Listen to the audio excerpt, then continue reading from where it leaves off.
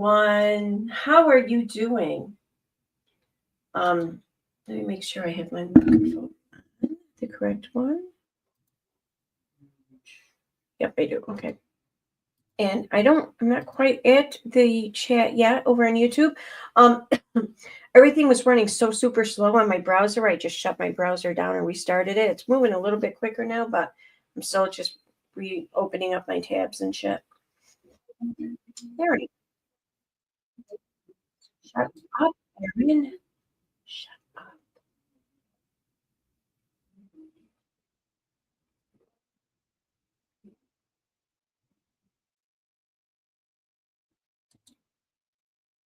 Okay, we're getting there. So, I had today off from work. So for the most part today, I did a whole bunch of stuff around the house, and I caught up on some shit going on in the world, I guess. Hey, Mr. Black Wolf. Hey, the Crazy Lady. Hey, Purple Dragon Shell. Hi, Sally Godfrey. How are you guys doing? I hope everyone is well. And apparently my shit's still running a little bit slow, but oh well.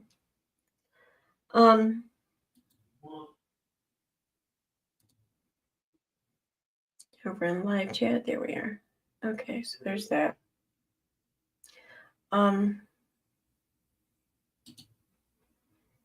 me open up another tab for YouTube so I can pull up a video. How's everyone's Tuesday? Oh, now it's Wednesday. It's Wednesday now. At least where I'm at, it's Wednesday now. I don't know.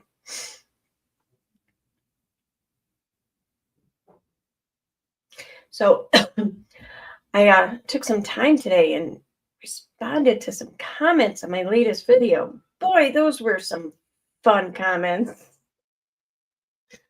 Oh, God. Oh, my God. The stupidity of some people. All right, let's see here. So I watched an interesting press conference today featuring our President Trump, and I don't know. I don't want to quite call him his marionette, but maybe his marionette, Elon Musk there, maybe. Oh, I also came across this channel that I can't stop watching. This channel has me laughing my fucking ass off. Let me pull it up here because y'all, you and I love these videos because they're good length. They're all right around 10 minutes, maybe some are 12, maybe a couple are 8 or whatever, but right around 10 minutes. And they're fucking hilarious. The name of the channel is called This Aged Great.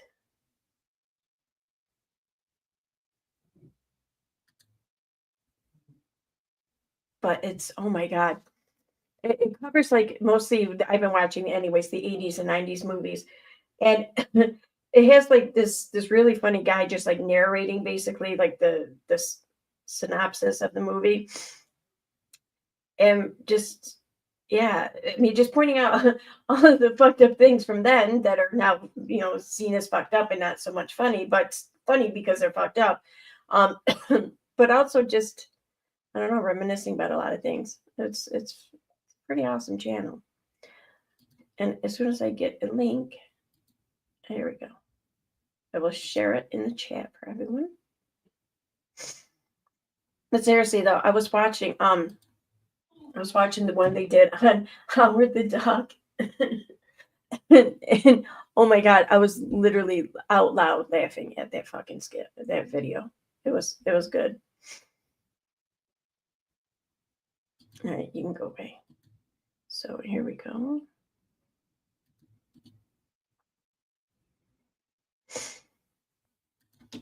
So there's the channel link. If anyone wants to check them out, I highly suggest it. They're fucking hilarious. Oh my God, everything is moving so fucking slow. I don't know what the hell the problem is. Okay, so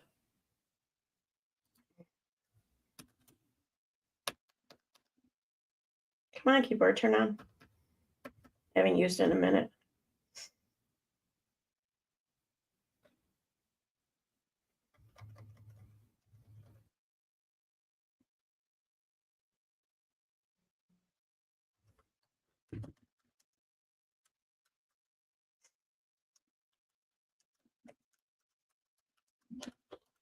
Okay. So,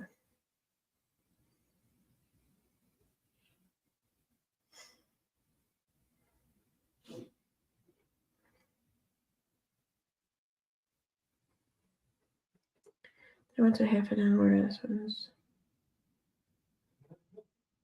All right, I'm going to pull up this one because this one says something about signing executive orders. I don't remember that, though, from the press conference. Did he sign executive orders today?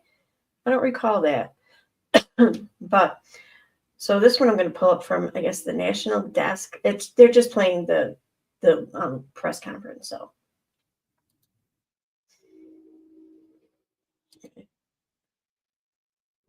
it's not starting at the beginning though.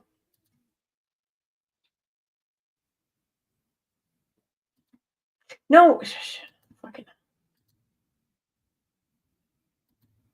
Okay, there. That's good. I want the whole press conference.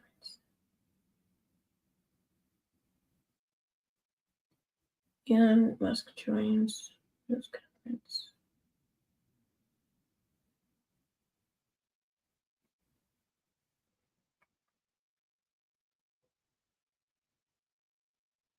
All right, we'll watch this one. But like, okay, so the reason why I'm playing this is because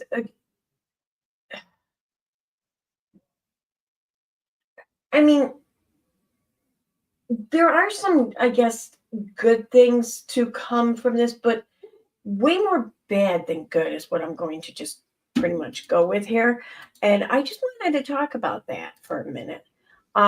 More or less like the complete and total disregard to procedure, to our government and our rules and our checks and balances between the three branches. And, it's just, it's an insult. It's an affront. I mean, I don't quite know how to word it. It's kind of like shitting on our government, on our country, our constitution, whatever. And it is. I don't care. Even if what he's doing does bring about positive results, the ends don't justify the means. I mean, getting a good result by doing the same shit behavior is not an improvement. You're just shifting the shit behavior from one side to the other.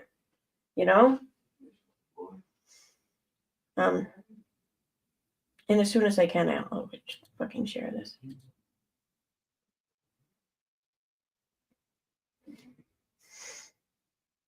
There we go. Okay, so this is the one I'm going to go with. This is from Live Now. Trump and Elon Musk double down on DOGE, whatever it's pronounced, and cutting wasteful spending. Which, I mean, Trump tries to blame all of this, or the majority of this, on Biden, which is a bunch of bullshit, because everything that was in place throughout Biden's presidency was there throughout Trump's as well, was there throughout Obama's, was there throughout Clinton's and Bush's. You know what I mean? It's been there. It's been there. This has been the unwritten rule, or the silent agreements amongst our presidents and our agencies, is that they're there to make themselves money, and it's not any surprise that there's going to be found corruption. Any place where you have people in power, you will undoubtedly, most certainly, have corruption. Power corrupts absolutely, or whatever. Or what is it? No. Absolute power corrupts absolutely, or some shit like that, or I don't, whatever. But either way, if you have power, you're more than likely to be corrupt. And I know they're like, myself included here, everyone listening to this, and myself included, we all are probably sitting there thinking to ourselves or in our heads, like, well, if I was in that position, I wouldn't fucking become corrupt or whatever. And, and some of us, maybe we're right, but over half of us, I'm going to say myself included, over half of us would end up being wrong in that, because that's just the power of corruption when it comes to power. So the fact that he found corruption isn't some sort of surprise. And corruption isn't, sure, it's not something that we should all just like accept as like a thing of life or whatever. No, of course not. But it's not something to be surprised about or to not expect. But the fact that we do expect it should mean that we put certain rules or whatever in place to help prevent it, or to help, call it out or find it when it does happen, That's kind of what the whole checks and balances thing kind of did. So that's all. Okay. We had discussions also about Saturday at 12 o'clock. It's going to be a big moment. We'll see what happens. I don't expect much happening with these people, but we'll see what happens. And we're going to be signing a very important deal today. It's DOGE, and I'm going to ask Elon to tell you a little bit about it and some of the things that we found, which are shocking. Billions and billions of dollars in waste, fraud, and abuse. And I think it's very important. And that's one of the reasons I got elected. I said, we're going to do that. Nobody had any idea it was that bad, that sick, and that corrupt. I think you're right. And it seems hard to believe that judges want to try and stop us from looking for corruption, especially when we found hundreds of millions of dollars worth, much more than that, in just a short period of time. See, and that is incredibly dishonest and disingenuous right there. It's really bad that judges want to stop us from finding all this corruption. No, the judges don't give a shit if you find the corruption or not. In fact, they're probably all for you finding corruption. But you got to do it the right way. You have to do it, through the means of checks and balances. You have to do it through procedure. If you don't like the procedure, you don't agree with the procedure, you can absolutely change the procedure. Make an argument for the procedure to change and then enact the new procedure. But I mean, you don't just take it upon yourself and say, I'm right. I know I'm right. So I'm going to do this. Fuck everyone else. That's not how you run a country, And what is it? I don't know who it was that said this, but someone said something like, Trump is ruling like a king because he's too weak to rule like a president. And I'm not saying that he's weak or too weak to rule like a president, but he is ruling like a king and he's not ruling like a president. Whatever the causes of that is, whatever, I don't really give a shit, but it is what it is, I mean, imagine just for a second if Obama was doing this shit in office. Just imagine if Obama brought on Elon Musk to do what he's doing. Would that make things different? Sure, it would. Why? I don't know. I mean, it shouldn't, because it'd be wrong regardless of who's doing it. But to a lot of people who are supporting what Trump is doing, it would absolutely make things different. In fact, I'm willing to bet, whether they admit it or not, they would not support it. And wrong is wrong, and behavior is wrong regardless of where it comes from. The ends don't justify the means. That's all I'm saying. We want to weed out the corruption, and it seems hard to believe that a judge could say, we don't want you to do that. Your clothes come out clean and smell incredible. These laundry pods are my new confidence booster. Not some synthetic laundry. Well, so maybe we have to look at the judges, because that's very serious. I think it's a very serious violation. I'll ask Elon Musk to say a few words, and we'll take some questions. Elon, go ahead. Sure. Okay.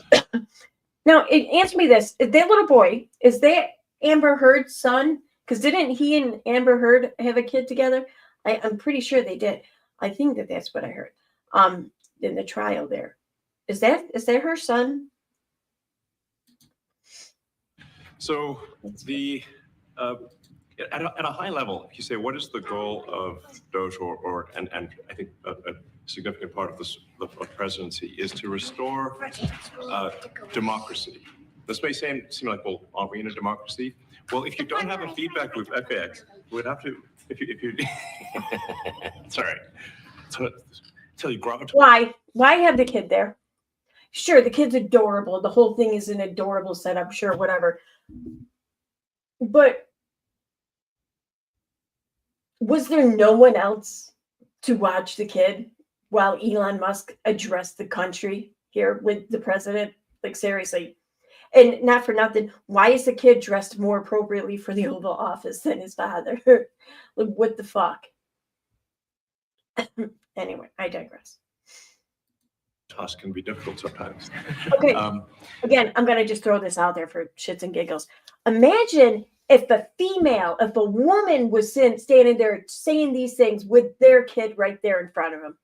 Imagine if Kamala Harris was addressing the country with her toddler child. Well, I know she doesn't have a toddler child, but just imagine if she did with her toddler child right there in front of her, you know, piping up, making noise and shit. Imagine what the reaction would be to that. Holy shit. So if there's not a good feedback loop from the people to the government, and if you have rule of the bureaucrat, if the bureaucracy is in charge, and then what meaning does democracy actually have? If the people cannot vote and have their will be decided by their elected representatives in the form of the president and the Senate and the House, then we don't live in a democracy. We live in a bureaucracy. Correct. And what helped create this country, what turned this country less or farther away from a democracy and more into a bureaucracy, that would be the ending of, no, not the ending, the Citizens United ruling. That's what that would be. That's what brought all of that shit about. You know, because like our elected officials did used to be held more so accountable. They there were limitations as to whether or not they could be bought off or corrupt or sponsored, if you will. You know, lobbying wouldn't be a thing and wasn't a thing before the whole Citizens United ruling. So perhaps if you really give a shit about this being a democracy as opposed to a bureaucracy, you would correct that shit. But, you know, that they wouldn't be able to exploit the system either. Fuck. So it's incredibly important that we close that feedback loop, we fix that feedback loop, and that the public's elected representatives, the president, the House, and the Senate, decide what happens, as opposed to a large unelected bureaucracy. This is not to say that there are good people. You don't think our elected officials have been deciding what happens? You don't think that they've been the ones who have been passing legislation and policy or whatever for these corrupt systems to be in place? They have been. The overwhelming majority of them have been. Again, I'm just going to say it. You know, power corrupts. And absolute power corrupts absolutely. The more power you have, the more likely you are to be corrupt, and the more corrupt you are likely to be. That's just human nature. Anywhere you find humans, you will find corruption. I'm not saying that you just accept it as a way of life, but you make concessions to prevent it or to at least stomp it out when you see it. Who are in the federal bureaucracy, but you can't have an autonomous federal bureaucracy. You have to have one that's responsive to the people. That's the whole point of a democracy. No, instead they are beholden to their donors, thanks to Citizens United. And if you looked at if you asked the founders today and said, what do you think of the way things have turned out? Well, we have this unelected, fourth unconstitutional branch of. They would say the fucking entitlement and the exploitation that once was reserved for the crown has now been spread out among the three branches. That's what they would fucking say. And then they would say, who the fuck are you? Of government, which is the bureaucracy, which has, in a lot of ways, currently more power than any elected representative. And this is This is not something that people want. And it's not, it does not match the will of the people. So it's just something we've got to fix. And then we've also got to address the deficit. So we've got a $2 trillion deficit. And if we don't. I wonder, do all of these agency or whatever governments, I don't even know what you want to come with, through all of this spending investigations and whatnot, are they going to look into the Department of Defense, and are they going to look into, like, say, private prisons, federal private prisons? Are they going to be looking into the immigration detention centers, for example, and how much money is being allocated to that, and where all of that money is going, and whose pockets that money is actually and truly ending up in? Because that's where a huge amount of the spending is going now.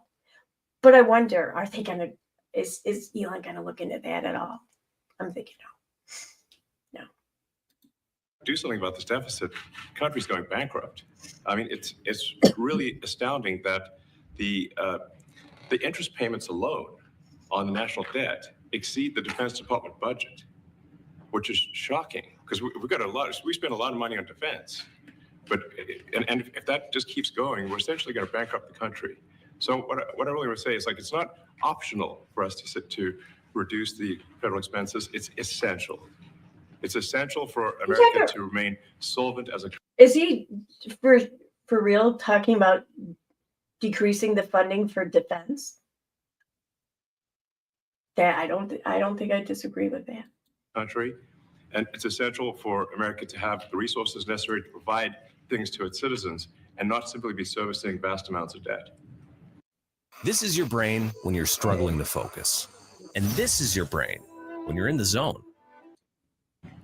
And also, could you mention some of the things that your team has found, some of the crazy numbers, including the woman that walked away with about 30 million, right, etc.? Well, we do find it sort of rather odd that there are quite a few people in the bureaucracy who have ostensibly a salary of a few $100,000, but somehow manage to accrue tens of millions of dollars in net worth while they are in that position. Isn't it like every member of Congress, like legit every member of Congress, every governor, every fucking president, vice president, cabinet member? I mean, what happened to USAID? We're just curious as to where it came from. Maybe they're very good at investing, in which case we should take their investment advice, perhaps. But just there seems to be mysteriously they get wealthy. We don't know why. Where does it come from? I think to a certain extent that's really none of their fucking business. Although, at least not beyond the IRS. I don't know. This does feel like a huge, like, not invasion of privacy, although it is. What the hell's the officers in the Third Reich who basically just went about and busting into homes and shit and like taking inventory and stock of all of their assets and their jewelry and their bank accounts or whatever. Like, there's a word for it. I want to say Gestapo, something like that. Gestapo or something. I can't think of it. But that's what this kind of reminds me of. I think the reality is that they're getting wealthy at the taxpayer expense. That's the honest truth of it. So, we're looking at, say, if you look at, say, Treasury, for example, basic controls that should be in place, that are in place in any company, such as making sure that any given payment has a payment categorization code, that there is a comment field that describes the payment, and that if a payment is on the do not pay list, that you don't actually pay it. None of those things are true currently. So the reason that departments can't pass audits is because the payments don't have a categorization code. It's like just a massive number of blank checks just flying out the building. So you can't reconcile blank checks. You've got comment fields that are also blank, so you don't know why the payment was made. And then we've got this. Am I reading that right? A do not pay list. I'm looking at comments here. Sheila says, or Shyla says, they're talking about government waste, yet Musk is making $7 million a week doing what he's doing, and it costs taxpayers $20 million for Trump to go to half of the Super Bowl. Okay, the Super Bowl thing, that's obvious. But so the guy who's making $7 million doing what he's doing in this made-up cabinet position with no security clearance, with no Senate hearings to confirm them in this position, doing the things they're doing whatsoever. They're making $7 million while bitching and complaining about some people who are making what, like a few $100,000. That's it. Okay. Signed U.S. aid passed audit 3 months ago. Yeah, I no doubt that's probably why they had to try to like shame them for where some of their money was going or for why or whatever. But the thing is, though, is that these are federal agencies. These are federal agencies whose job is to work internationally with other countries. And we don't, as a country, we are like any other country. We don't give shit without something coming back in return, whether that be a promise of something or whether that be an immediate reprisal. There's a give and take here. But none of that's being addressed. It's not being talked about whatsoever what any of these things are getting for our country. I don't know what the fuck they are. Don't get me wrong. I'm not sitting here trying to make it sound like I do, but I know that there is shit that we are getting in exchange for a lot of this, or we are promised one or the other.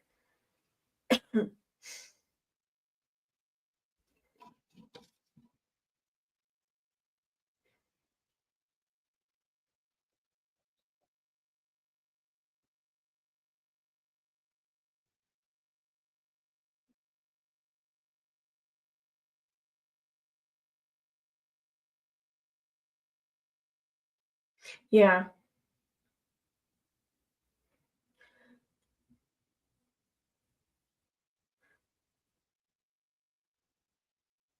That's the thing, and it's so.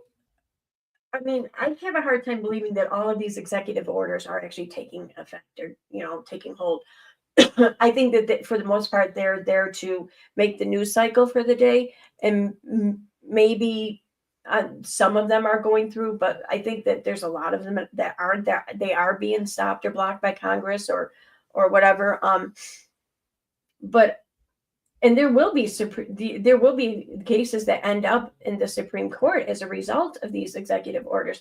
I fear, though, what the outcome for that will be with a Trump-stacked SCOTUS. I mean,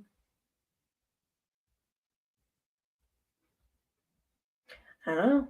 I worry about that for a lot of reasons. I mean, not even just like because of these, like policy things or whatever, but because of like just the effect that that's going to have on marginalized groups of people and just, any American that's not a like straight white male, basically. List, which can take up to a year for an organization to get on a do not pay list. And this, we're talking about terrorist organizations, we're talking about known fraudsters, known aspects of waste, known things that do not match any congressional appropriation. It can take up to a year to get on the list. And even once on the list is not used. I tend to believe that because as capable as we are as a society of doing things in an instant, when it comes to bureaucracy, we just drag our feet. So I have no doubt that there are things like that are taking forever. Maybe it's by design. I don't know. Maybe it's just because shit fell through the cracks, whatever. And that shit should absolutely be repaired. But this wasn't spawned from a Biden administration. This was spawned from decades of administration. Trump's last administration included. It's mind-blowing. So what we're talking about here, we're really just talking about adding common sense controls that should be present, that haven't been present. So you say like, well, how could such a thing arise? That seems crazy. When you He's worried about like terrorist organizations and shit being funded or whatever. Well, then again, I'm going to reiterate, then I sure hope that he's going to be looking into the private prisons and whatever money is going into their pockets, or I'm sorry, into their functions and then their pockets. Because though that's that a terrorist organization, well, they hurt people just the same. So understand that really everything is geared towards complaint minimization. So then you understand the motivations. So if people receive money, they don't complain, obviously. But if people don't receive money, they do complain. And the fraudsters complain the loudest. he's getting paid $7 million to tell us that. That's about the biggest waste I think that's come out of this whole fucking thing. And the fastest.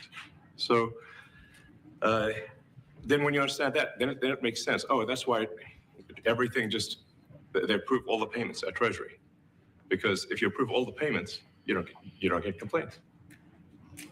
But now we're saying that, no, actually, we are going to complain. If money is spent badly, if your taxpayer dollars are not spent in a sensible and frugal manner, then that's... What does that mean, though, sensible and frugal? That's what I want to know. Because I'm guessing that the two of them, schmucks, they're up on the screen. I'm guessing that they are going to consider money being used to, say, I don't know, provide medical care for undocumented citizens, I guess, not citizens, but undocumented, you know what I mean? I'm guessing that they're going to consider that frugal, and unnecessary. Well, where other people won't. Any kind of monies being allocated toward reproductive health care for women. Well, I'm guessing that they're also going to find that frugal and unnecessary, where at least I'd say about close to half of our population, probably way more, would not agree with that. So I get that Trump was elected, allegedly. Okay, fine, whatever, he was elected. I get that. But Musk wasn't. And he's having an input on what is deemed to be frugal or not. And I don't feel comfortable with that. Yeah, who the fuck is he? I mean, he's not even from this country, if you want to get technical about it, which I'm not saying that someone from this country can't work in our government. But, I mean, if you're not going to consider all people in this country, and with you not yourself not being from this country, I kind of take issue with that. It's not okay. Your tax dollars need to be spent wisely on the things that matter to the people. I mean, these things, like, it's just common sense. It's not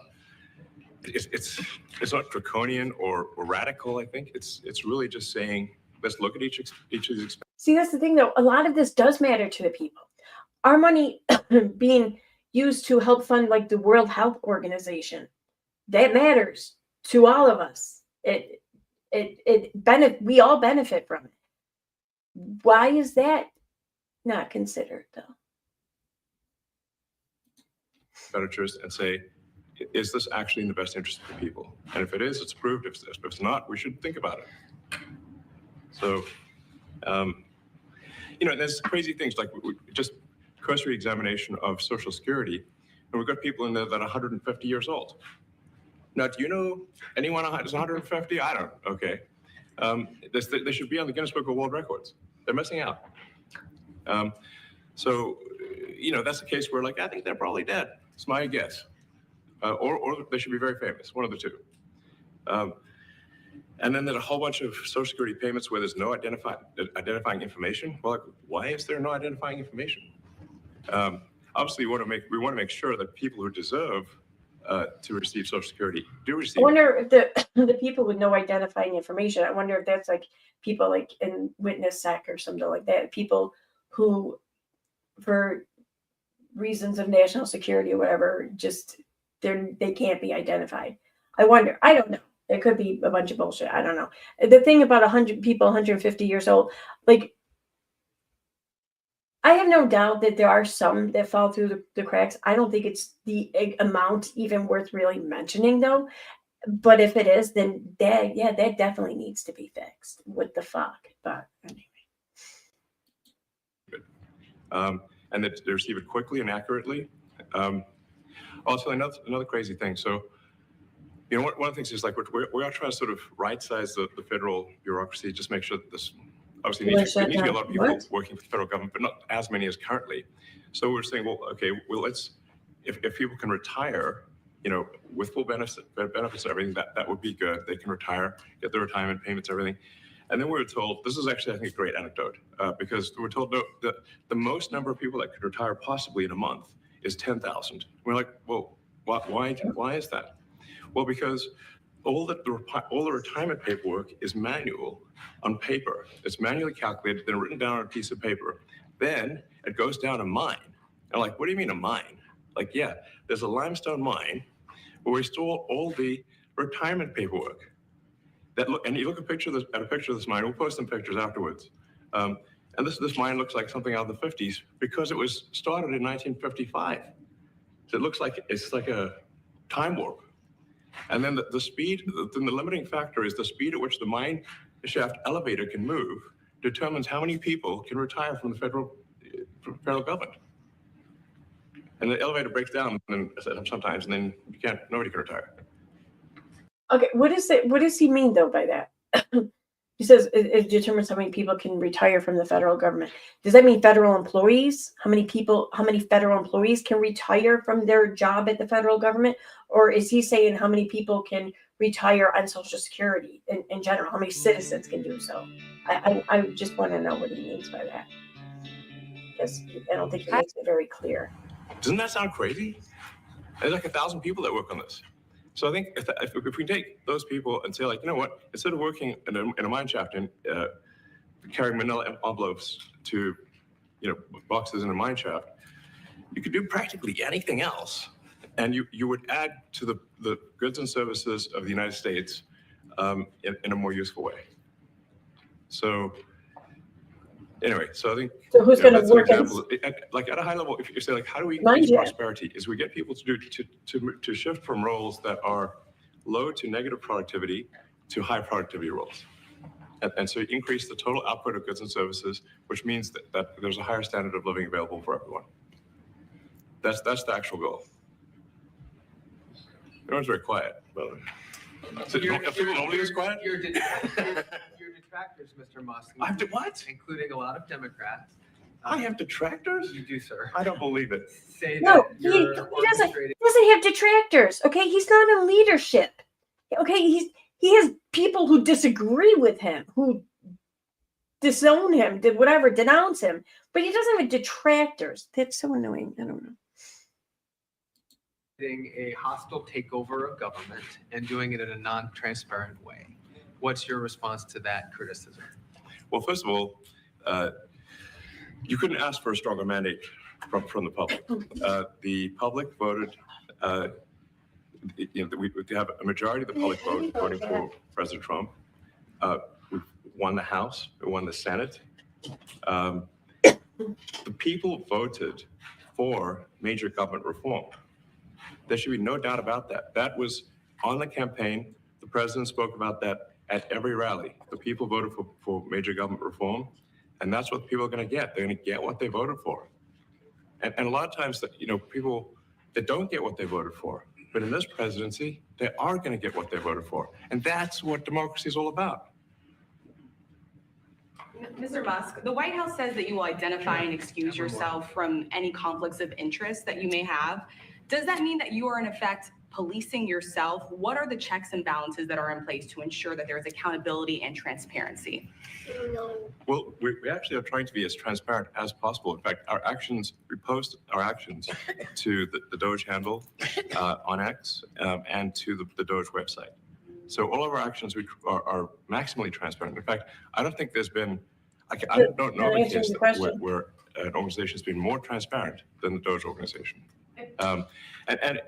So, and the kind of things we're doing are, I think, very, very simple and basic. They're not, what I mentioned, for example, about Treasury, just making sure that payments that go out, taxpayer money that goes out, is categorized correctly, that the payment is explained, that organizations on the do not pay list, which takes a lot to get there, that actually are not paid, which currently they are paid. These are not individual judgment decisions. These are about simply having sensible checks and balances in the system itself to ensure that taxpayer money is spent well. So it's got nothing to do with, like, say, a contract with some company of mine at all. But if there is a conflict of interest when it comes to you yourself, for instance, you've received billions of dollars in federal contracts. When it comes to the Pentagon, for instance, which the president. He just appointed his website, his social media platform, as like one of the main transparency sites for people to check out. Like, that's not going to produce revenue for him. Like, that should not be allowed. That's an absolute conflict of interest. I think it should be that, I don't know, he just has a government website in which he posts this shit to. And the government website can maybe have an account, but primarily it's the website. But whatever, what the fuck do I know? President, I know, has directed you to look into. Yeah. Are you policing yourself in that? Is there any sort of accountability, check and balance in place that would provide any transparency for the American people? Well, all of our actions are fully public. So Not if you see what she anything, you asked. say, like, wait a second, hey, that seems like maybe that's, there's a conflict there. It's not like people are going to be shy about saying that. They'll say it immediately, Including you yourself. But then, Yes. but what? Okay, When I was but in what high school, I was procedures one of are the few there? Black students, and I regularly remember that some of my friends would call me an What procedures But are it's- there in place? What regulation, whatever you want to put it, policies in place that would cause their guarantee an enactment on this alleged conflict of interest? Just because he's sitting there saying, well, people aren't going to be afraid to call me on it. Okay, great. So then they call you on it. Then what? And it is the next step up to you, or is there a ruling body that gets involved? Transparency is what builds trust, not simply somebody asserting trust. So not somebody saying they're If you're transparent about being a fucking liar, that's not going to build trust. People are just going to trust that you're going to lie to them. trustworthy, but transparency, so you can see everything that's going on. And then you can see, am I doing something that benefits one of my companies or not? It's totally obvious.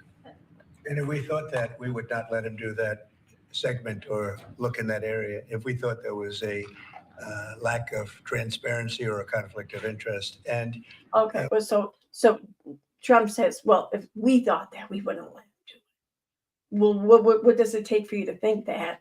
And would we know? Would the public be made aware of this?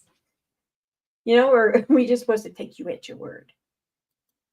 we watch that also. He's a big businessman. He's a successful guy. That's why we want him doing this. We don't want an unsuccessful guy doing this. Now, one thing also that Elon hasn't really mentioned are the groups of people that are getting some of these payments. They're ridiculous.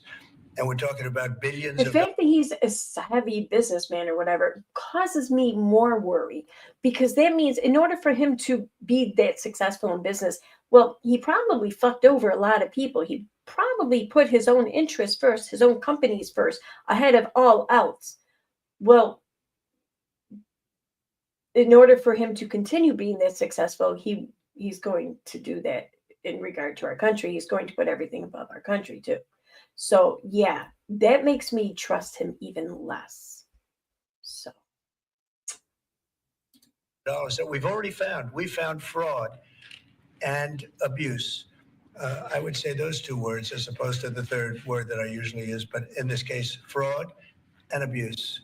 It's No abusive shit. because most of these things are virtually made up, or certainly money shouldn't be sent to them. And you know what I'm talking about. It's crazy. So, but we're talking about tens of billions of dollars that we've already found.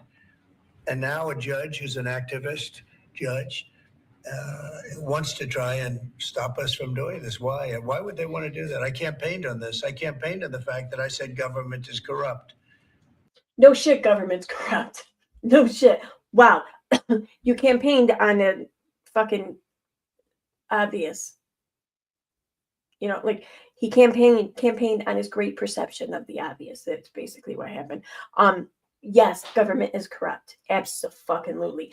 That doesn't allow or allot those in power to be equally corrupt in snuffing out the other corruption, because the ends don't justify the means, especially when the means are identical. And it is very corrupt. It's very, very, it's also foolish. As an example, a man has a contract for 3 months and the contract ends, but they keep paying him for the next 20 years, you know, because nobody ends a contract. You get a lot of that. You have a contract that's a 3-month contract. Now, normally, if you're in a small, in all fairness, it's the size of. Could that be considered like a pension plan of some sorts? I mean, how do we know that wasn't put in the contract? And how much is he being paid in the years following the end of his quote unquote 3-month contract? What was he paid during that 3 months in comparison to what he's been paid since? That's what I want to know. This thing is so big. Yeah. But if you have a contract and you're in a regular business, you end the contract in 3 months, you know, it's a consultant. Here's a contract for 3 months, but it goes on for 20 years. And the guy doesn't say. A consultant. So how do we know that it wasn't put in the initial contract that should his consulting suggestions or whatever be taken and prove to be fruitful, he doesn't get a small percentage of the rewards from that or whatever, like say a 1 or 2% or whatever. Who's to say that that's not worked into the contract somehow? I mean, it's the vagueness in what they're offering the public here, the information they're giving to the public. There's way too many holes. There's way too many variables not even being addressed, let alone answered. But it's just enough to paint this picture that makes it look like everyone is ripping off the government, when that's not entirely the case. Sure, there are people who are corrupt and ripping off the government, no doubt. But they're not giving any answers as to who and figures and how and how this is known. They're just saying it's happening and it's around. That he got money for 20 years, you know, they don't say it. They just keep getting checks month after month. And you have various things like that. And even much worse than that, actually, much worse. And I guess you call that incompetence, maybe. Yeah. It could be corruption. It could be deals made on both sides, you know, where the guy gets the money, he kicks. I think there's a lot of kickback here. I see a lot of kickback here. There's a lot of kickbacks. A tremendous kickback, because nobody could be so stupid to give out some of these contracts. So he has to get a kickback. So that's what I got elected for, that and borders and military and a lot of things, but this is a big part of it. And I hope that the court system is going to allow us to do what we have to do. We got elected to among other things, find all of this fraud, abuse, all of this horrible stuff going on. And we've already found billions of dollars, not like a little bit, billions, many billions of dollars. And when you get down to it, it's going to be probably close to $1 trillion. It could be close to $1 trillion that we're going to find. That will have quite an impact on the budget. And he doesn't say how it's going to be found, though. It's not going to be found through fraud. Some of it will be, sure. But it's also just going to be found basically, like they were saying not too long ago, about things, places where taxpayer taxes are being allocated to that are deemed frugal by their standards. Like, that's not fraud. That's not corruption. That's just a disagreement. So, like, how much of this total money that's, found, as he's putting it, is found through means such as that, as opposed to fraud? That's another thing I would like to know. you'll go to a judge where they handpick a judge and he has certain leanings. I'm not knocking anybody for that, but he has certain leanings and he wants us to stop looking. how do you stop looking? I mean, we've already found it. I know for a fact no judge is sitting there saying stop looking. They're not saying stop looking. Don't look for the corruption. Don't find the corruption. No, what they're saying is you don't just fucking bust through the doors and say, give me your books now and we're going to fucking tear them apart and we're going to redirect all of your money. That's not how this works. There's procedure. There's a way to go about it. And if you disagree with that way, then you work to change that if you wish. If you can, whatever. That's what the judges are saying. But, you know. We have a case in New York where a hotel has paid $59 million, $59 million because it's housing migrants, illegal migrants, all illegal, I believe. And they were being paid twice the normal room rate at 100% occupancy. Unbelievable. So it's a racket. Yeah. Mr. Musk, I have asked a question. You Well, said if I may sort of. Well, that's the condition though for a lot of these things. Like I know for example, in our county, because over near work, there's been talk about a hotel going up and people, you know, it's a very like affluent like community over there. So everyone's like worried about like, oh, well, what kind of people are going to be at the hotel or whatever. Because like some places throughout Utica do the vouchers for homeless people or, you know, or people just out of prison, you know, whatever, whoever needs the voucher. But hotels aren't designated to be one of these hotels in which their vouchers are given for unless something like 65% of their occupancy is filled, some shit like that. So sure, there's going to be some sort of stipulation, probably. I don't know what the 65% is supposed to be for, like people overall in general or people with vouchers. I'm not sure what that is. Just going for the president's comments. At a high level, say, well, what are the two ingredients that are really necessary in order to cut the budget deficit in half from 2 trillion to 1 trillion? And it's really two things: competence and caring. Oh, Jesus. And if you add competence and caring, you'll cut the budget deficit in half. And I fully expect to be scrutinized and get a daily proctology exam, basically. Might as well just camp out there. So it's not like I think I can get away with something. I'll be scrutinized nonstop. But with support of the president, we can cut. Okay. He thinks he's funny, doesn't he? He thinks he's funny. The budget deficit in half from 2 trillion to 1. And then with deregulation, because there's a lot of sort of regulations that don't ultimately serve the public good. We need to free the builders of America to build. And if we do that, that means I think we can get the economic growth to be maybe 3-4%, maybe 5%. And that means if you can get $1 trillion of economic growth and you cut the budget deficit by $1 trillion, between now and next year, there is no inflation. There's no inflation in 26. And if the government is not borrowing as... I have a question though. So he's talking about how like finding all of this like misused money or whatever, handling or whatever, and using it to benefit the American people or reallocate it to the American people. But now here he is talking about cutting the deficit and everything in half. So that's not going out. That's not taking the money being, frivolously spent and then putting it in the pockets of the American people. If you're going to use it towards our nation's debt, then you're not giving it to the American people, at least not directly. Maybe in a long term or whatever, it can benefit. There's an argument, whatever, yada, yada. But you're using it for the good of the country, for the country's interest, for the financial stability of the government's interest, basically. That's what it's going towards. So, I mean, it's just, let's be honest. If you want to pull money away from things like, I don't know, lunches for school-age kids or whatever, like the free lunches programs or the breakfast programs for, those who just don't really get a chance to eat much at home.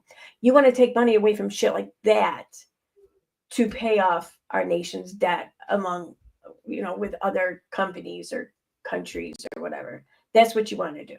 Just, be honest about it. Much. It means that interest costs decline.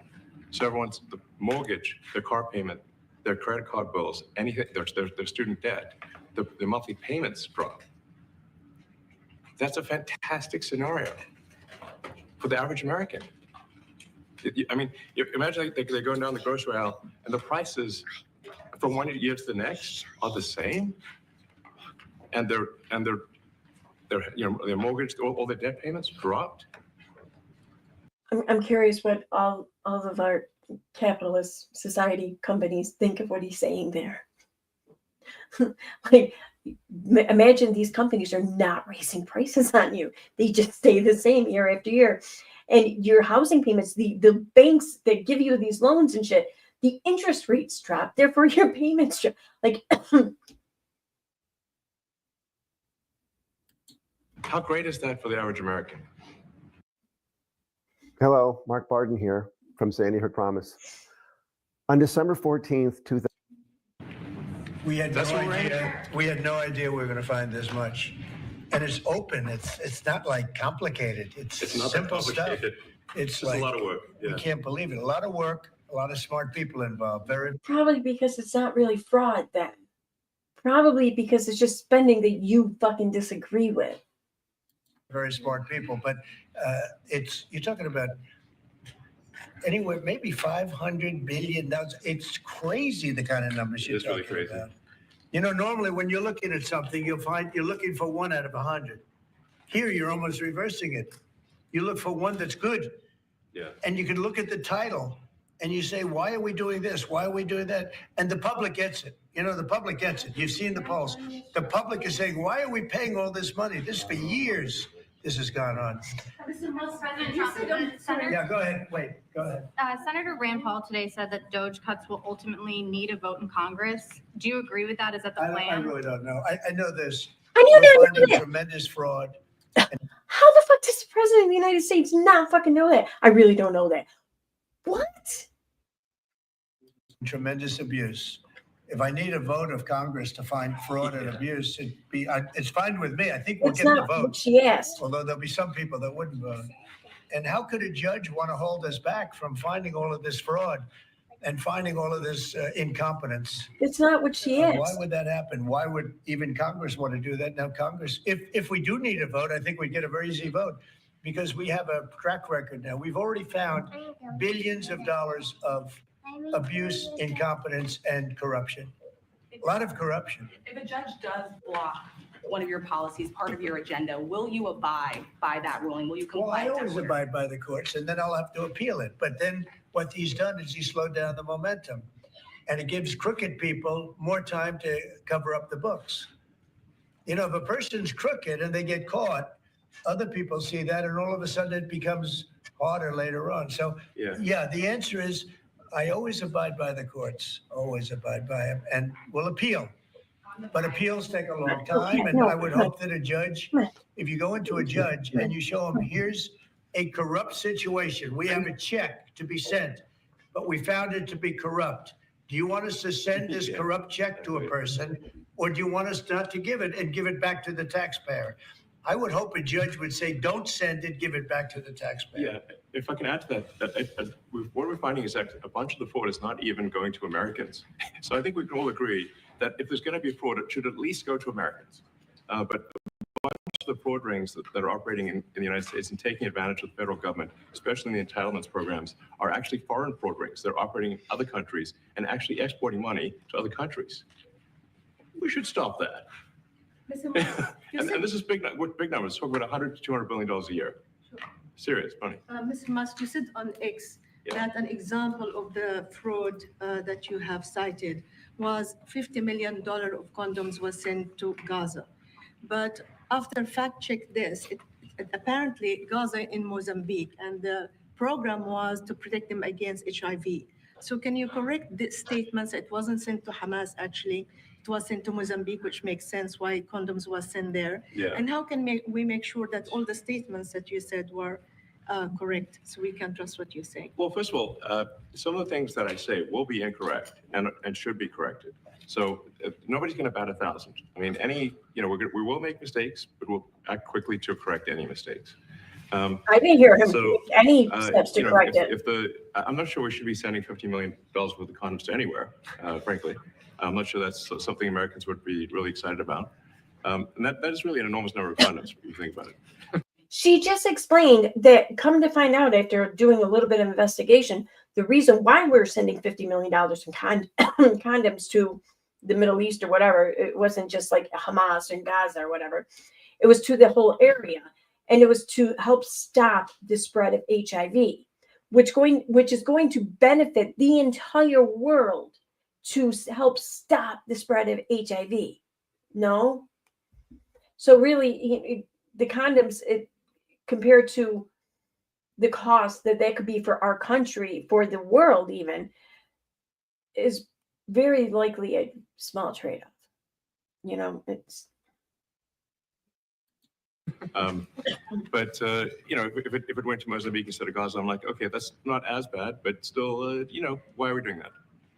Mr. Musk, can you talk a little bit about how closely you're working with agency heads as you're directing these cuts? Do they have how much input do agency heads have when you're making these decisions? Yeah, we work closely with the agency heads, yeah, so there are sort of checks in place. So it's not just us just going in and doing things willy-nilly. It's in partnership with the agency heads, and I check frequently with the president to make sure that, you know, this is what the president wants to have happen. So you know, we talk almost every day, and I double check things to make sure, is this something, Mr. President, you want us to do this? Then we'll do it. USAID has been one of your main targets. Are you concerned at all that some of the cuts or that shutting that agency altogether may lead to diseases or other bigger problems starting in other countries that then come to the United States? Yeah, so that's an interesting example. So that's something where we work closely with the State Department and Secretary Rubio. And we have, for example, turned on funding for Ebola prevention and for HIV prevention. Yes, correct. And we are moving fast, so we will make mistakes, but we'll also fix the mistakes very quickly.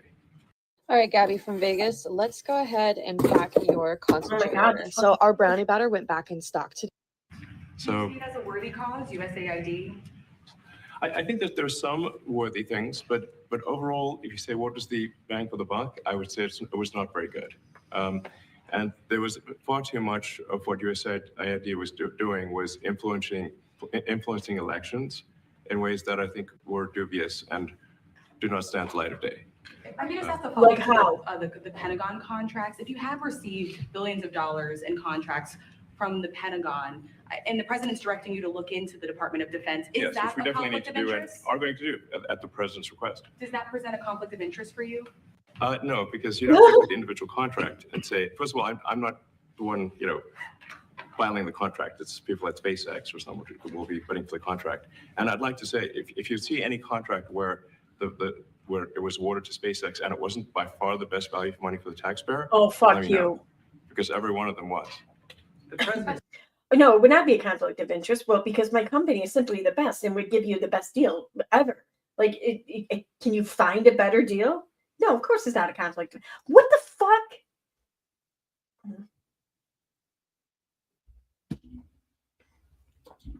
said the other day that you might look at treasuries. Could you explain that a little bit? What kind of fraud, and that question goes to both of you, what kind of fraud are you expecting to see or do you see right now in U.S. treasuries?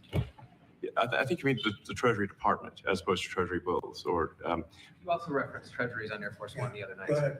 well, as I mentioned earlier, really the first order of business is to make sure we're actually collecting. Sorry for this.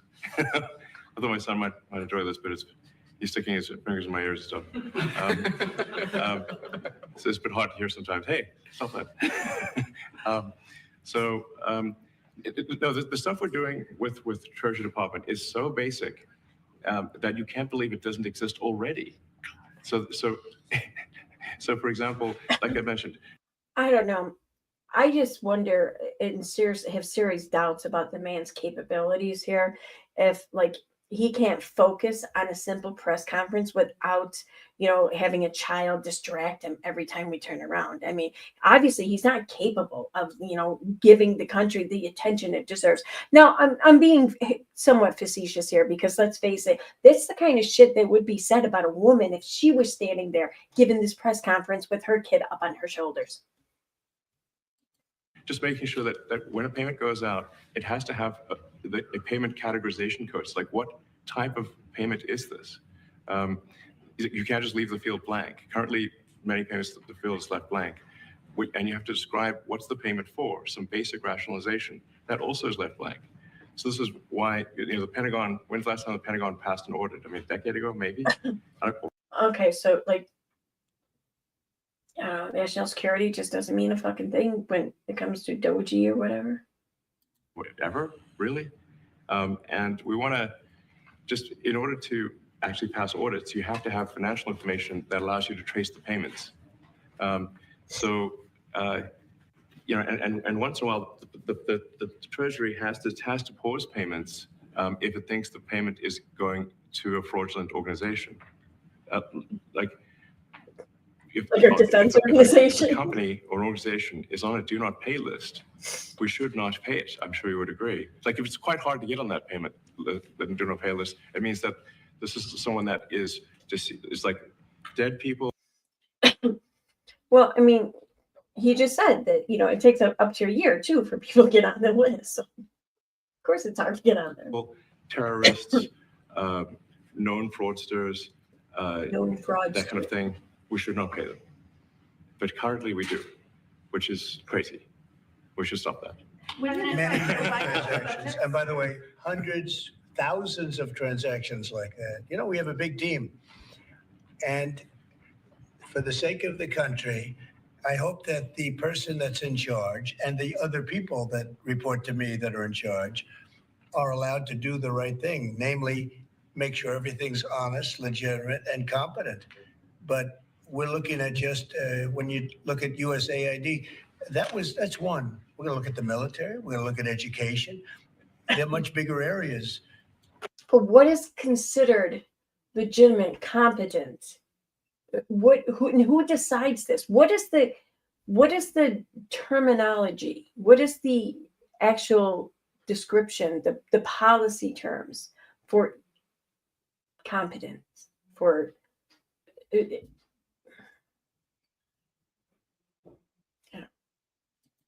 But the USAID is really corrupt. I'll tell you, it's corrupt. It's incompetent and it's really corrupt.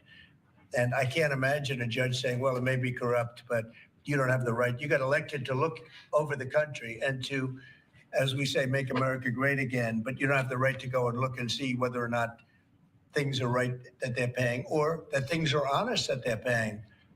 And nobody can even believe this. Other people, law professors, they've been saying, how can you take that person's right away? You're supposed to be running the country, but we're not allowed to look at who they're paying it to and what they're paying. Well, I imagine Trump as the president would have some sort of allowance to look at a lot of things. He's the president. Some things may be compartmentalized or whatever, and, just extra secure for national security's sake or whatever. But Elon Musk, though, and his team, no, they should not be allowed to look. They should not be the ones looking and deciding these things. They should not. What fucking qualifications do they have? Who put them in that job? Who created this whole branch, this new cabinet position or whatever you want to call it? And what are the terms for what they do? So no, they shouldn't. Massive amounts of fraud that we caught. I think we probably caught way over a lot of billions of dollars already in 2 weeks? Yes. And it's going to go to numbers that you're not going to believe. And much, as I said, much is incompetence and much is dishonesty. We have to catch it. And the only way we're going to catch it is to look for it. And if a judge is going to say you're not allowed to look for it, that's pretty sad for our country. I don't understand how it could even work. The buyout program, can you personally guarantee that? Which one? The buyout program, the offer to federal workers. Can you personally guarantee that the workers who opt in to resign now will be paid through Well, they'll September? get their money, but they're getting a good deal. They're getting a big buyout. And what we're trying to do is reduce government.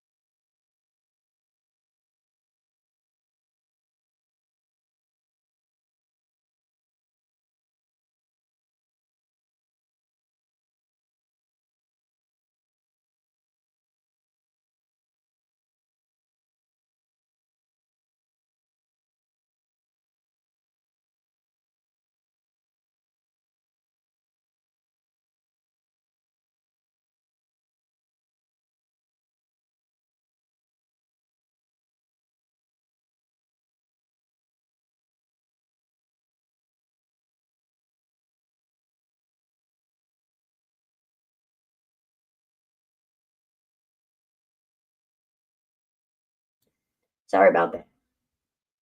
Let me go back. We have too many people. We have office space. It's occupied by 4%. Nobody's showing up to work because they were told not to. And then Biden gave them a 5-year pass, some of them, 48,000 of them, gave them a 5-year pass that for 5 years, you don't have to show up to work. And let me tell you, this is largely this. Oh my God. So you want to increase traffic congestion. Okay. You want to increase people becoming ill and spreading germs and getting sick and everything, which means you're also going to increase paying out sick time, for many employees, because you're making them come into work when they don't need to. I get this. Some people do need to go into an office and do their job. Sure.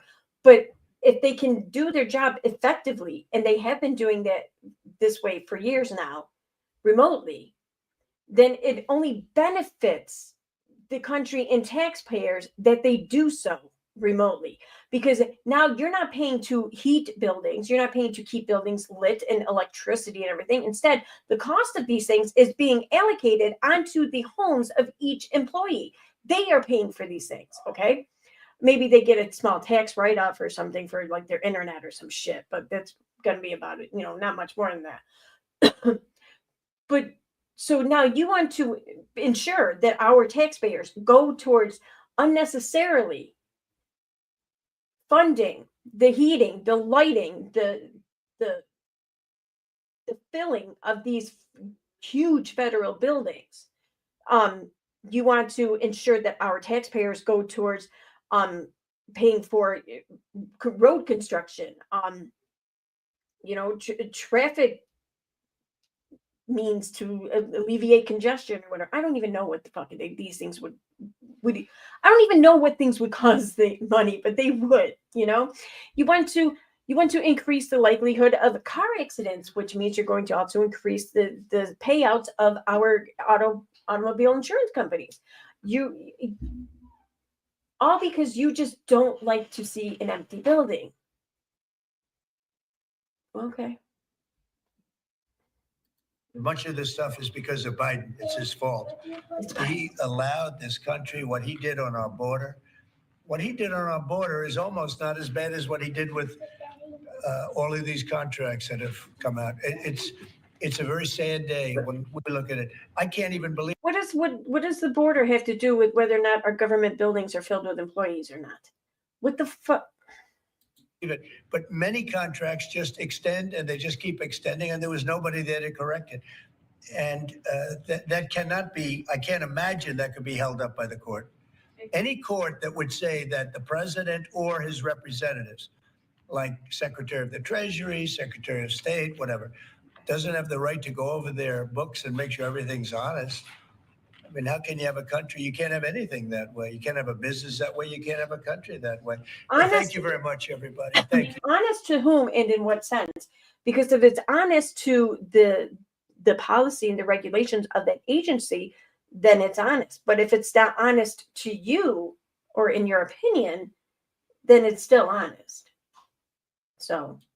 Mark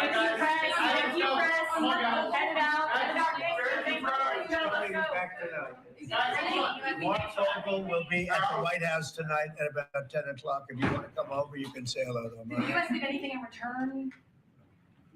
Not much. No, they were very nice. We were treated very nicely by Russia, actually. I hope that's the beginning of a relationship where we can end that war and millions of people can stop being killed. They've lost millions of people. They lost, in terms of soldiers, probably 1.5 million soldiers in a short period of time. We got to stop that war. And I'm interested primarily from the standpoint of death. We're losing all those soldiers. And they're not American. What the? Like, what's the most deadliest war in history? What was it? It hasn't even lost that many soldiers. Oh my! I gotta fact check this. I have to know now. I have to, because that just sounds like incredibly absurd. So the Russian war with Ukraine, he's talking, right? I mean, that's what I gathered. I don't even think both sides together combined would make anywhere near that number. Okay. Deaths from Russia, Ukraine war.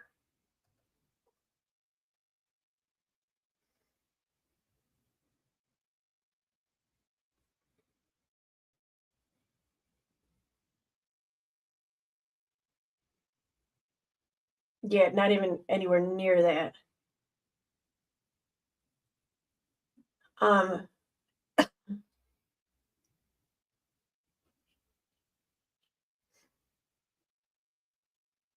So Ukrainian forces,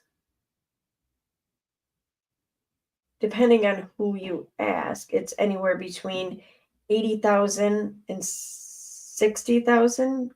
No.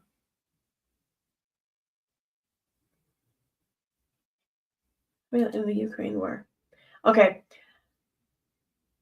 From 2014 to 2021, between 14,200 and 14,400 people, including civilians and military personnel, were killed. Now that's just on the Ukraine side.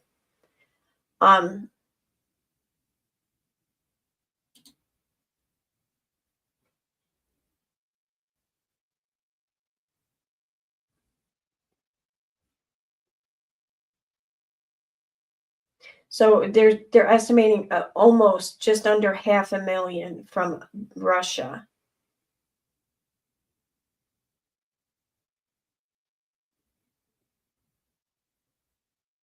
And yeah.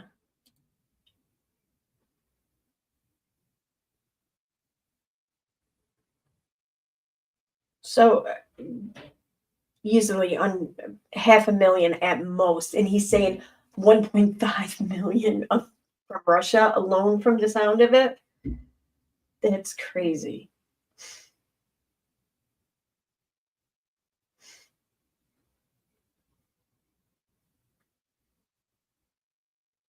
This one here says it's the Russian military casualties are approaching 300,000. So the numbers don't even seem to be that fucking.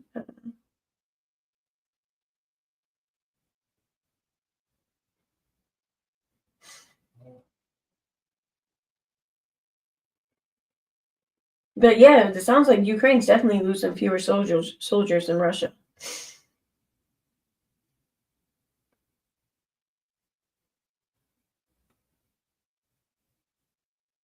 Is anyone else calling him out? I'm sure people are calling him out on those numbers. Those numbers are just fucking insane.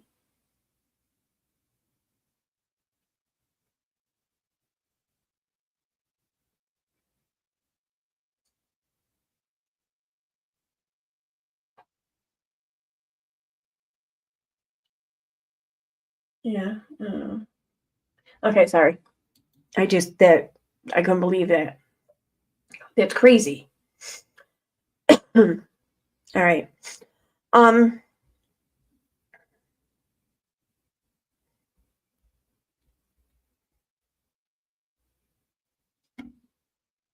I didn't scroll down. Okay. I'm not still muted, am I? No. No, yeah, I'm not still muted, I don't think.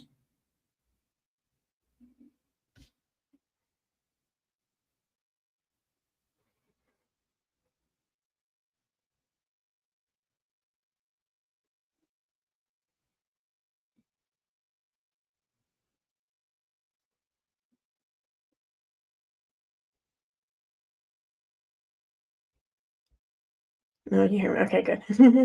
Okay. All right, so moving on.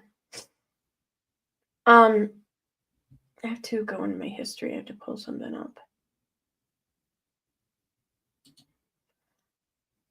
I came across something. I'm going to be making a video of it and uploading it later. But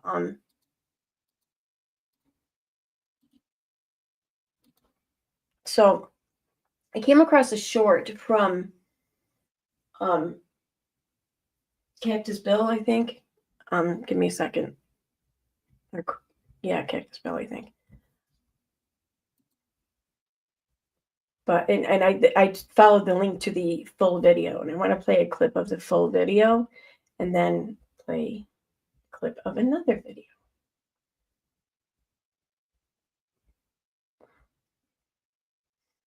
Of course, I had those tabs pulled up before I found that this age grade channel. So, oh,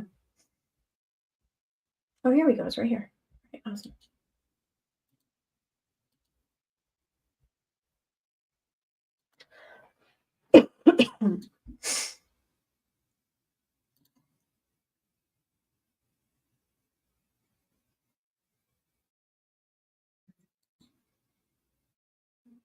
All right. So this is, I'm going to be playing an excerpt of a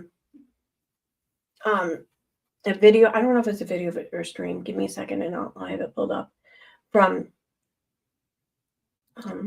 yeah, just give me a second. I'll have it pulled up.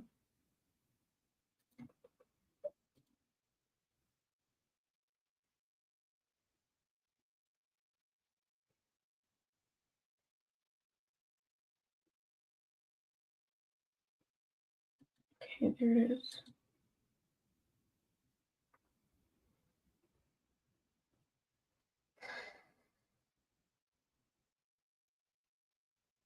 All right, so this is, I'm going to be playing an excerpt from this. This was a live stream on the Katie Joy, I think, live channel. At least Crystal Ball Live 2020. Okay. And this right here is found on Cactus Bill's channel, and this is this was streamed 2 years ago by Cactus Bill. I just want to play a small part of this video. In this video, though, or in this live stream, this is Katie trying to explain away the whole my son was, or I've been up in that room for 10 hours thing, with regarding her kid and her husband. This was like shortly after T-Spiracy had made her video and published it and whatnot. She's trying to make excuses as to what that was really about. It was just because of these breakdowns he has, and she's going on to all these steps and how they do all of these things at home to try to help with his behavior, but sometimes she's got visual aids too and shit. It's ridiculous. But I want to call attention to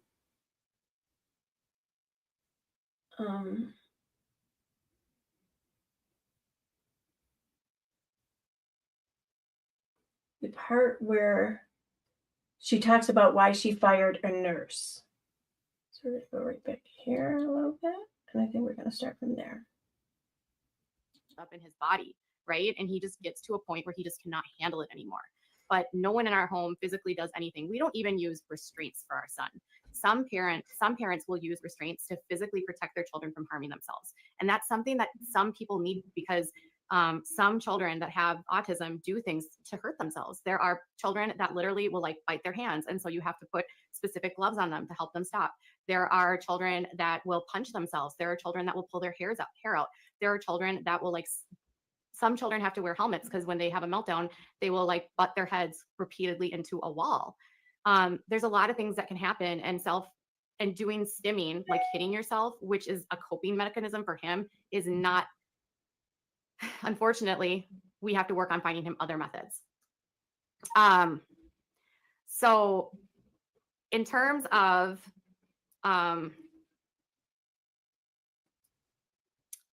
he doesn't need a self-padding room because he doesn't throw himself into anything. So he will crash into things. We have like things that he can crash into, but he doesn't actually like beat his head into a wall. He literally just slaps himself or punches, like hits himself on his chest or his arms or his legs.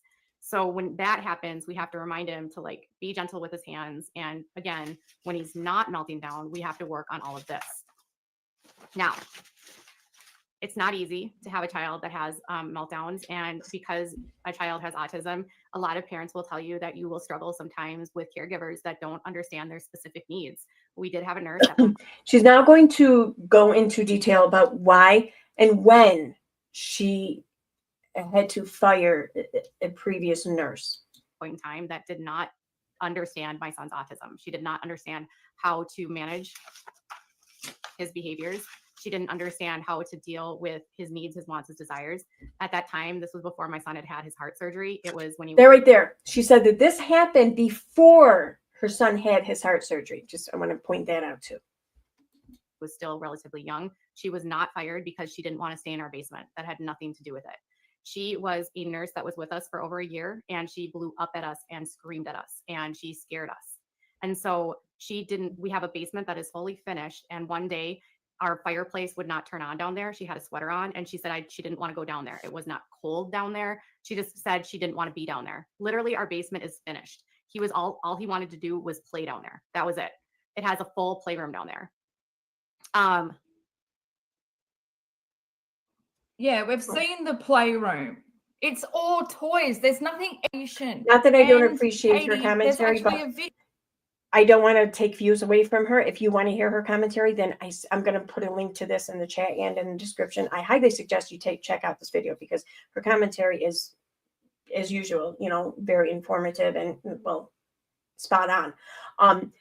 I just want to really call attention to the excuse that she's making regarding this nurse that she fired.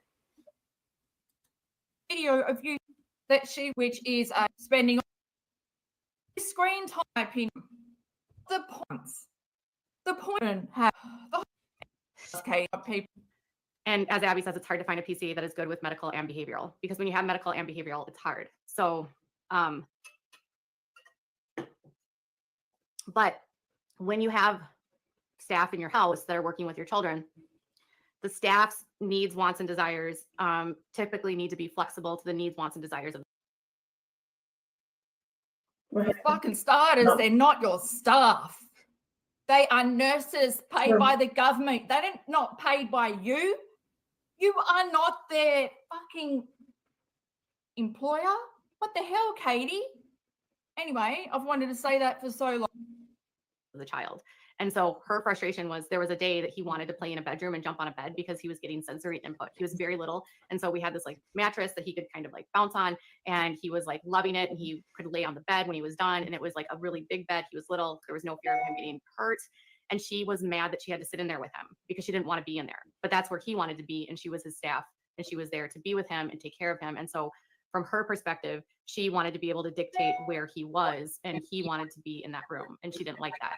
Not to mention that day she did not want to be in the basement because she said it was too cold, even though it wasn't cold in the basement, which led to her physically lashing out at us. And that is why we fired her. It had nothing to do with anything about keeping her in a basement. She had full reign to this house. We have 3,300 square feet. They are allowed to be all over the place. My son has a bedroom. He's got the full basement, which has 900 square feet. Our main floor has 1,400 square feet. There's so much space for him to be. But it's not easy. And when you're trying to raise a child that has medical and behavioral issues, it's also hard to find staff that manage that. Thankfully, we actually. Okay. So I'm gonna leave there for a moment, and I'm gonna go over to a video from it looks like I have it down for February 19th, 2019. Let me get to the point of the video I want. And all right, I think it starts about there, maybe. I don't know. Let me pull up the transcript. Here, let me switch this over.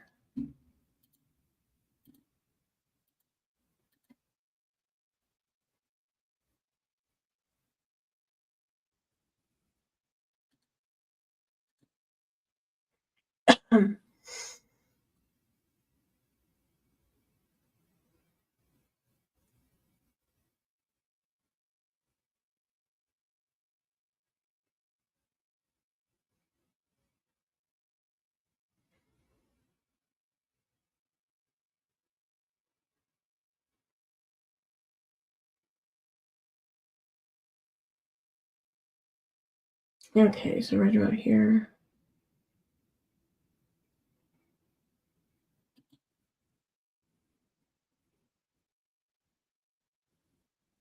Okay. Yesterday, I had to have a nurse leave. I thought I was going to have to call the cops because she would not leave my home. She was screaming at me. She was making my son cry, making my son shake. She basically just like lost her mind on us because I told her that she had to be in the basement and she didn't like that answer. She accused me of treating her like an animal, which I don't. I'm an extremely I'm an introvert as much as I might not seem that way. I'm a very quiet person. And I spend most of my time writing because that's writing and reading because that's just my happy place. And it's hard to have staff in your home when you're an introvert. And sometimes I would be short with her or just with staff in general, because when you have people in your house 12 hours a day, it's you don't really get to be yourself. You have to always be thinking about someone else. And sometimes we have days where we're not feeling good or, our kids are acting like jerks or whatever. And, when you have staff in your home, you don't ever really get to let down and be vulnerable because, you always have to be on and be considerate to the people that are around you. So home care can be very messy. You can have fights with your nurses. You can have words with your nurses. That doesn't mean that you necessarily hate them. It's just, it's kind of like when you're in a relationship with a spouse, sometimes when you're around someone all the time, you snap. So the nurse that we actually just let go, she had been with us for a year and my son was really attached to her. And unfortunately, she was extremely abusive to me and to my son verbally. And I was very patient and put up with a lot of her stuff because my son loved her and my son doesn't have any friends, none. And he thought she was she called her his best friend. And because of that, I felt very guilty that I didn't like her or that I think I let some of her bad behavior slide because I just liked that my son had a friend. But they fought all the time and she yelled at him all the time. And well, not all day, every day, but they fought every day. And she argued with him every day. And she yelled at him almost every day she was here. Some friend. Really stupid things. I think one of the biggest issues in home care is that boundaries get crossed a lot.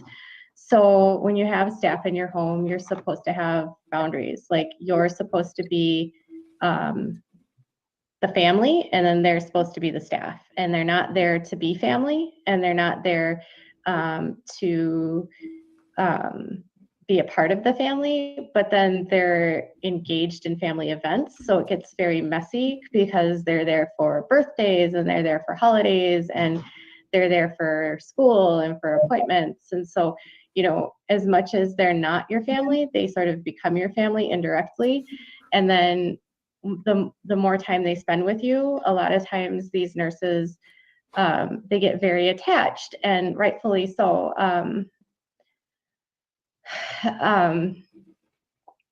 And as your child gets attached and as they become attached to your child, it can get really difficult for relationships can get very manipulated. And I would say I was manipulated by this nurse for almost the entire time she was in my home. There's such a significant nursing shortage right now that families don't have the ability to interview a nurse and like find someone that's a good fit. You are basically just given whoever the agency has. And it's either you have a nurse or you have open shifts. And for people that work like me, if you don't have a nurse, that means you're not going to be able to work. And you know, like I haven't had time in the last few days to actually write like original stories. So a lot of my articles have been like very quick and easy. Like, so I was looking at chat and someone asked, Barbara asked, is there any updates on KJ's lawsuit with 7M? I just now looked on the website and there's nothing. The latest case event was on February 5th, where it was just one page, one document of correspondence. And then it says taken under advisement, judicial officer. So yeah, I'm not entirely sure what all that means, but so far nothing, at least nothing since then. The in-person hearing though was on the 6th. So we're over a month, almost halfway through the, I think 90 days allotted time for the judge to render a ruling on the motions that are heard in person there. So I don't know, hopefully soon. legal cases or cases that I are like can do commentary on, but like I'm not doing the kind of writing right now that I want to be because I don't have nurses and I don't have the time. So if you've been annoyed by the fact that I haven't given you any dirty good writing, that's why. But I lost my train of thought. So nurses, the longer that you're in their home, they become like family in a way, but they're not your family. And so relationships get very muddied. And so like, because we didn't interview our nurses at all, we were basically like, here's someone that has open time. You can meet them and decide, and you basically get like 30 minutes to meet them. And then it's a decision of whether or not like you're going to, they're not always accurate. And I'll be honest, the first time I met this nurse, I did not like her. But, you know, I wanted to give her a chance. I always feel like people sort of deserve a chance. That's probably one of my biggest faults is I have a tendency to give too many chances. You realize she's saying that she takes these chances on these people with her kid. So yeah. But you know, she came into the home and she was really good with my son. And at the time we had another nurse that was having some really big problems with boundaries and was disciplining our son and was commenting about my parenting and telling me, you know, I shouldn't be doing this or I shouldn't be doing that. And, you know, that's, again, a boundary issue. Like when you're a staff in a home, it's really not your choice to decide how someone parents. The parent is the parent, the staff is the staff. So let me get this straight. You want the nurse to be knowledgeable and effective in medical ways and also behavioral ways, but they don't get to advise you on how to parent your child. Okay. So then you don't really want them to have any kind of input or say or influence on the behavior of your child because you aren't letting them. I haven't always been the best about setting appropriate boundaries just because it's really hard when you have people in your house to have appropriate boundaries. And sometimes I've been maybe too open or too kind and too willing to accept people beyond sort of that nurse patient relationship. I just think that I always had the impression that it would be more difficult for my son if we didn't embrace them fully instead of just keeping it more clinical. And for a while that was fine, but then the more the nurses got comfortable, the more advantage they started taking of me. And my son became so invested with the nurses that I put up with really bad behavior because I didn't want my son to lose the nurses.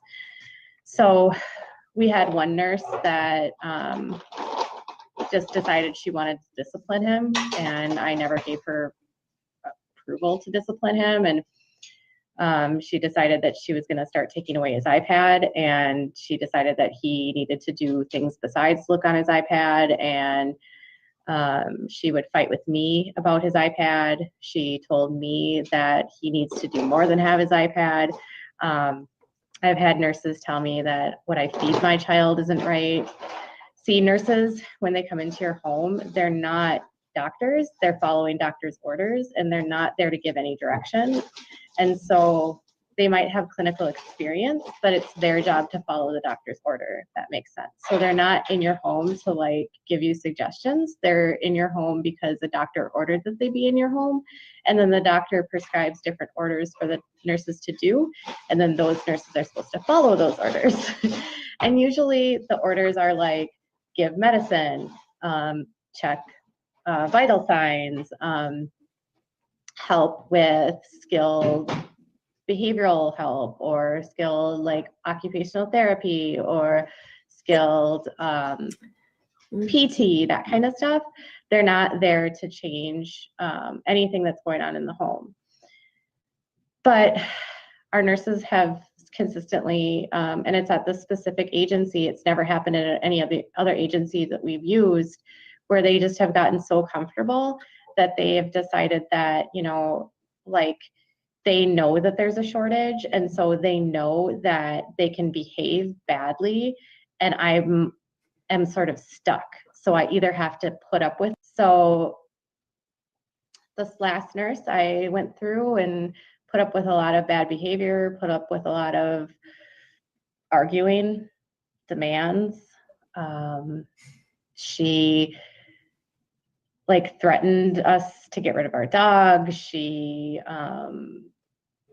told me that she doesn't have to work in a place that has stinky diapers. I mean, come on, it's ridiculous. Like she didn't want to be in a basement. One day she didn't want to be in a room. Another day she didn't want to be in his room because she said that she just can't sit in a room all day and be with my son. But that's literally what she's hired to do. And then if I pointed out that she was staff, she would accuse me of being rude or treating her like an animal. That's actually what she called me. That's actually what she told me yesterday, was that I was treating her like an animal and I wasn't respectful and I was mean to her, which was not the case. Exactly, Nicole, our hands are tied. Like no matter what you do, it's like you can't win. So it's like I knew that like she would always throw it in my face too, that like, so she started acting out, and on the surface I acted very calm and collected and like I liked her. She started acting out. It does kind of sound like she's talking about either a child, a subordinate of some kind, or even an animal, a pet. She started acting out. This is a grown-ass adult who's in charge, who's entrusted to care for your son's medical needs, and you are belittling her emotion to simply acting out. And I would tell people I liked her, but I didn't like her. And I felt extremely stuck. And the last 2 weeks on Fridays, after all of her shifts were done, I melted down to my husband and was bawling. And I cried almost all day yesterday.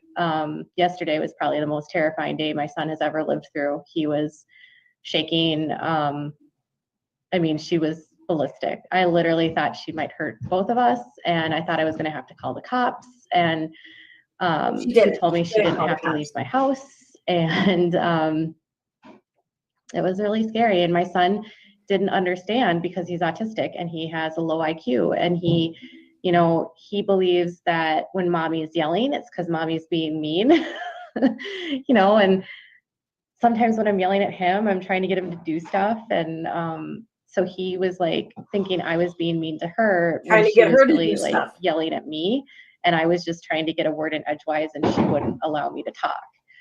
So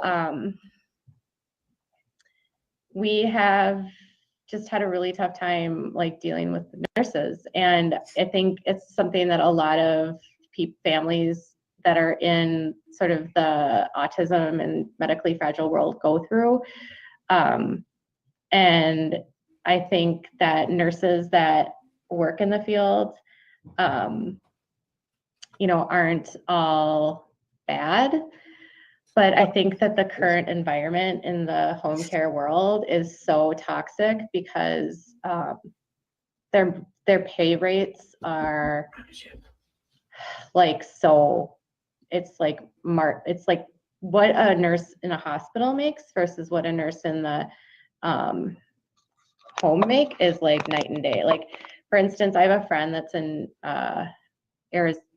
Virginia, Amy. She comments all the time. You might see her sometimes. But in Virginia, like home care nurses are paid $9 an hour. $9 an hour.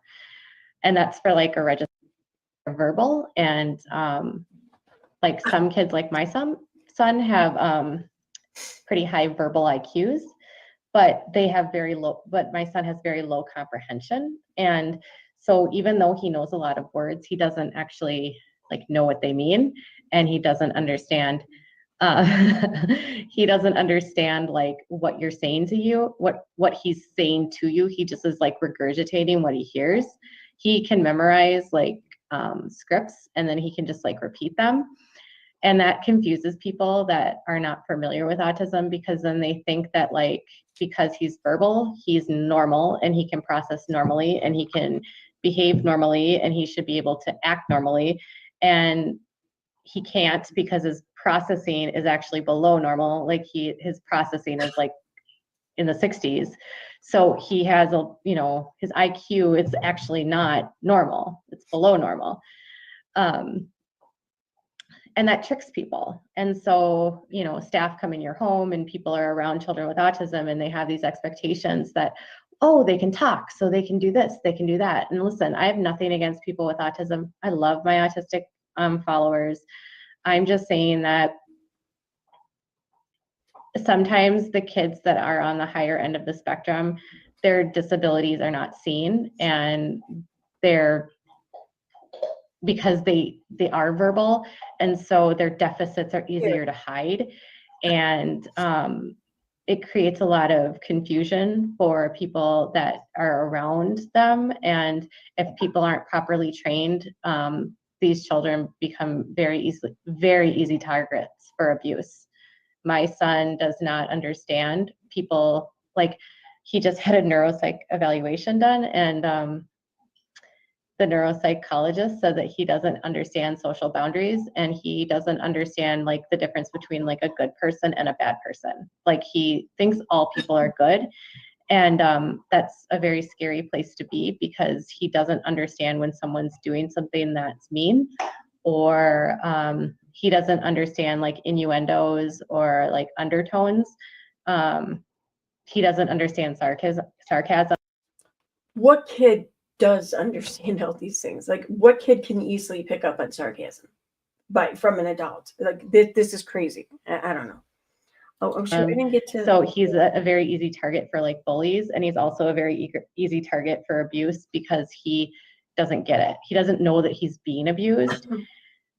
And that was what was happening with our nurse. And it got to a point where I was like, I can't have this in my home.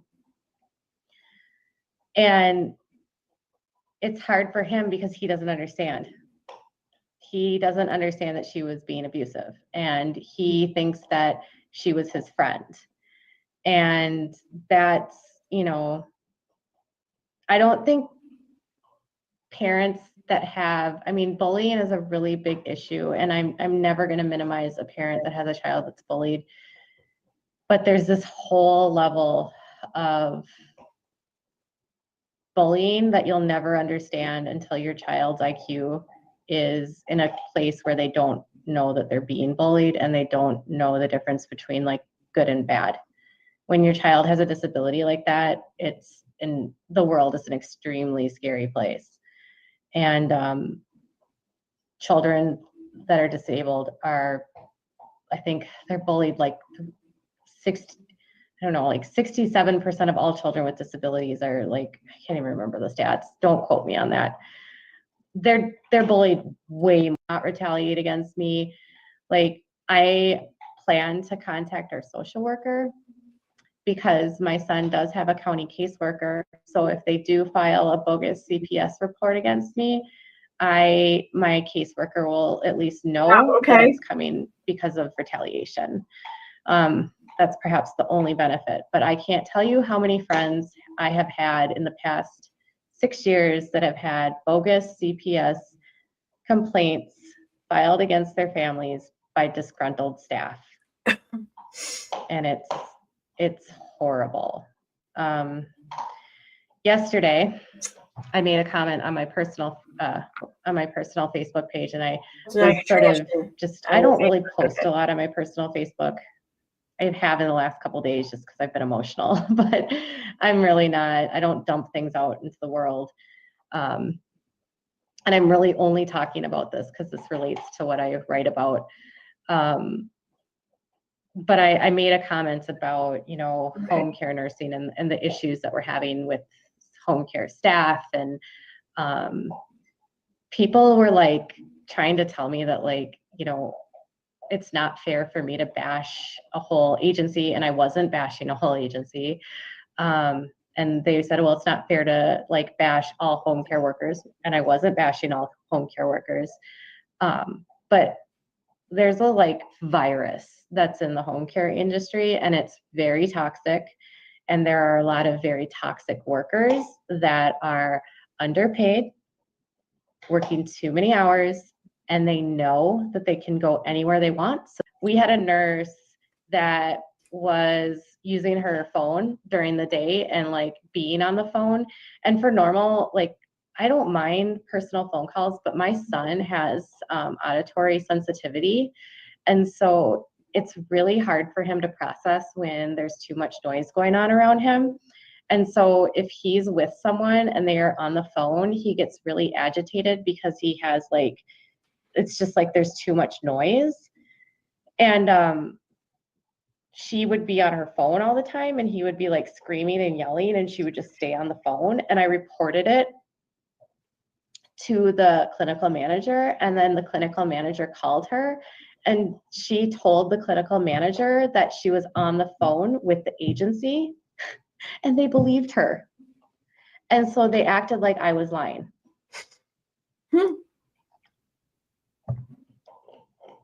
P.S. She was on the phone with her mom. She was on her phone with her brother. She was on the phone with her aunt. There was a day she was talking to her doctor's office. She's got to do something while she's sitting in a room for 12 hours. She talked to her mom all the time. And, you know, when you're going to like a house, like, don't use your phone. It's stupid. Like, and don't lie. And they believed her, and they didn't believe me. Like, why would I lie that she's on the phone? I have no like stake in the, like, I have no dog in that fight. Like, I have no reason to say that she's on her phone. She'd also like be on her Facebook while my son was like in the other room. I know you're from Brooklyn. You're a Brooklyn boy. You don't have to beat the shit out of anyone. You just need to like, I just need like a lot of virtual hugs right now, you guys. Like, my little boy has such a rough life. You don't even get it. Like, he hasn't left the house in months. He only goes to the doctor or to therapy. In the last 12 months, he has had open heart surgery and brain surgery. There you go. Within 12 months before this date, he had open heart surgery. And she just fired this nurse yesterday, according to this video. So this was clearly not before he had his open heart surgery, but like possibly up to a year after he had his open heart surgery. So I don't know. That just seems like kind of a weird thing to just get wrong. I mean, and then to sit there and say it wasn't because she didn't want to be locked in the basement or whatever, or she didn't want to be, kept down in the basement or whatever. No, it sounds like that a big part of it. She didn't want to sit in the same room with the kid while you guys did whatever the fuck you wanted, and you guys didn't get disturbed or bothered by your kid. And especially when she was trained to be a nurse, not a babysitter. Sure, there's a certain amount of babysitting that may go into being a nurse, but not solely babysitting, right? Anyway, I thought it was interesting. I'm going to be making a video about this, putting in all the important clips and shit, putting them together. But for now, I'm going to wrap this up. I'm going to go lay down. I have to work tomorrow.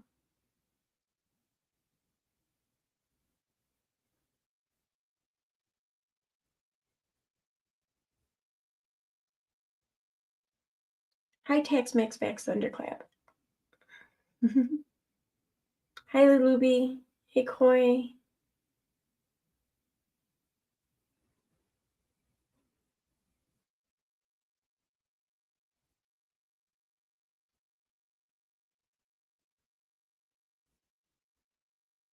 I have no doubt that it is difficult having people in your home and shit. Like, I wouldn't like it either. I mean, obviously, I would be grateful for it, if it was a medical necessity for my child and it alleviated, our lives.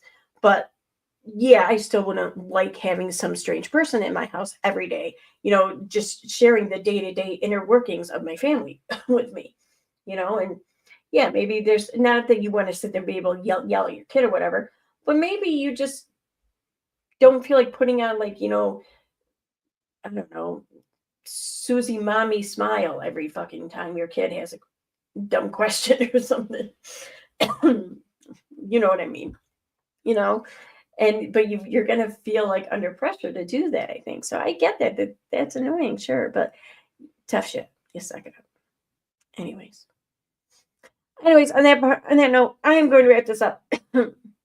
Thanks for watching, everyone. And I will try to live stream again this weekend or over the next few days. I will definitely be putting out a video or two, though. So I will see you all then, I guess.